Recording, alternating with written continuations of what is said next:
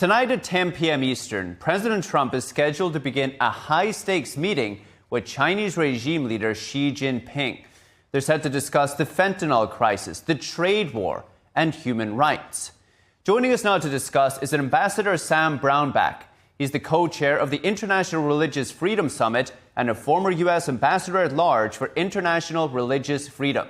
He also has an upcoming book titled China's War on Faith. Ambassador, it's an honor and privilege to have you here as always. I'd like to begin by playing a clip from your speech yesterday at the Victims of Communism Memorial. This should move from being just a human rights issue to a national security issue for us, religious freedom. It is the most potent, powerful tool that we have. Ambassador, what did you mean by that? I mean, it's a key hallmark of a Western open society is religious freedom. You get to choose what you want to do with your own soul. And it is an existential threat to a communist regime. They have to and do spend billions of dollars to control people of faith. And so one of the things that we can do is stand up for who we are and who we think, what we think people around the world deserve, which is religious freedom. It's a fundamental UN found human right. It's in the UN Charter of Human Rights. China has signed that agreement. We should press it. And it's one of those things that will drive freedom inside of China, which will benefit us and the whole world. So, Ambassador, when it comes to human rights or religious freedom, what would you like to see come out of tonight's meeting? I'd like to see the discussion begin. This is a high-stakes meeting, and it's the first one of them face-to-face in 6 years. I wouldn't expect them really to get into much on the human rights territory because it's such a difficult issue for China. They've got 3 genocides going on in their country right now. They persecute everybody of faith in that nation. This is a tough one for them, but it's a fundamental one for us, and I would hope that the topic would just come up. Maybe it's through Jimmy Lai, that they bring up the Jimmy Lai case in Hong Kong and start that discussion through that specific one. It would be great if they would bring up some of the cases like of the Falun Gong family members of U.S. citizens that have family members incarcerated in China. I would hope they would do something like that. I think that may be a little optimistic for a first meeting, but as the dialogue gets going, hopefully more of these cases can be raised. I know you touched on the Falun Gong issue during your speech yesterday. I want to get there, Ambassador. I want to bring up another quotation that you made during your speech. You said, either the world will change China or China will change the world. Can you expound on that for us? I think it's just pretty clear. China, a communist country, has a communist ideology. It does not believe nor allow for a belief in a higher authority, in God.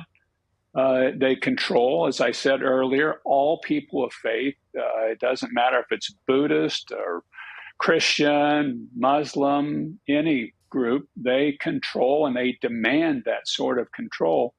And that's the world system they want to move towards. And with the authoritarian alliances that they have right now, that's what they're pushing. And they've got surveillance technology that they freely distribute to these countries to implement those sort of control systems. That's the world they want. That will change the world. So either China is going to change the world, or we're going to have to change China to open up and to accept things like religious freedom and human rights for individuals. These two systems are in direct opposition to each other, and you're going to see one of them win. It's incredible to think, Ambassador, how things have developed down these two paths over the past couple decades. It's incredible. As you brought up earlier, you to say there are 3 genocides happening in China right now. We have the Tibetan Buddhists, which you call a cultural genocide, the Uyghur Muslims in Western China, and Falun Gong. You said yesterday that perhaps Falun Gong probably gets it the worst of all. For anybody at home who isn't as familiar, Falun Gong's principles, truthfulness, compassion, and forbearance, yet, as you point out, they've been brutalized by the regime for over 26 years now. For anybody at home, Ambassador, can you give some insight into the plight of the Falun Gong there in China? It's horrific. I've interviewed a number of Falun Gong family members who have lost loved ones, who themselves have been incarcerated, somehow got out. There's forced organ harvesting taking place, which is, to me, just an unbelievably barbaric thing going on that the Chinese Communist Party has done. And here I want to make specifically, this is about the Chinese Communist Party.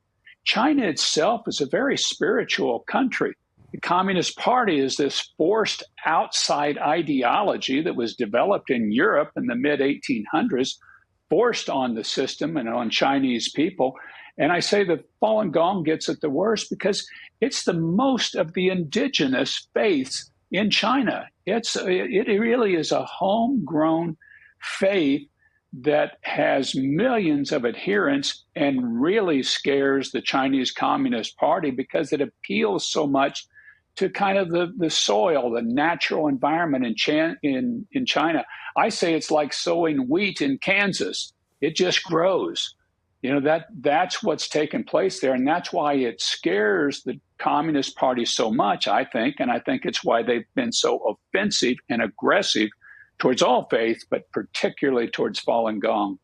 It's incredible. The Falun Dafa Information Center, if you've seen it, Ambassador, they're asking President Trump to make two requests of Xi Jinping during this meeting. One, as you brought up, was to free the jailed practitioners with U.S. family ties.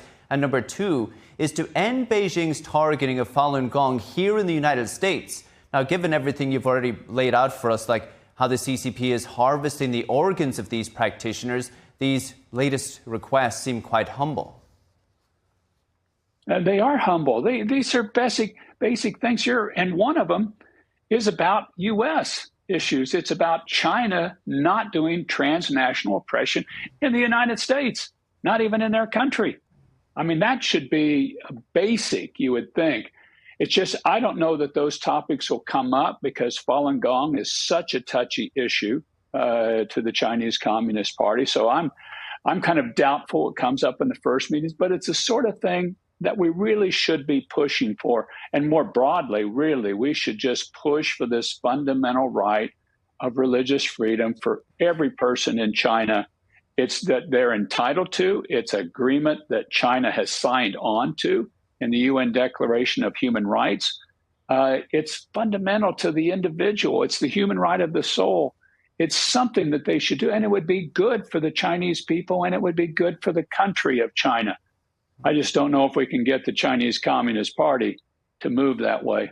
Yes. Ambassador, finally, we've all read the news that the CCP has recently intensified its persecution of Christians in China, too. It's targeting an independent faith group known as the Zion Church.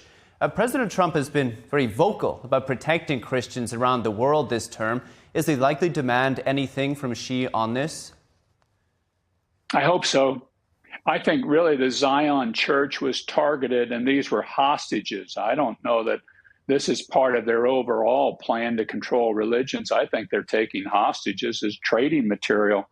I think it was something they did just before the summit, something like the rare earths mineral, and stopping those exports to the United States to create pressure against the United States. I think we should demand their release of these individuals, these Christians that were simply practicing their faith in China.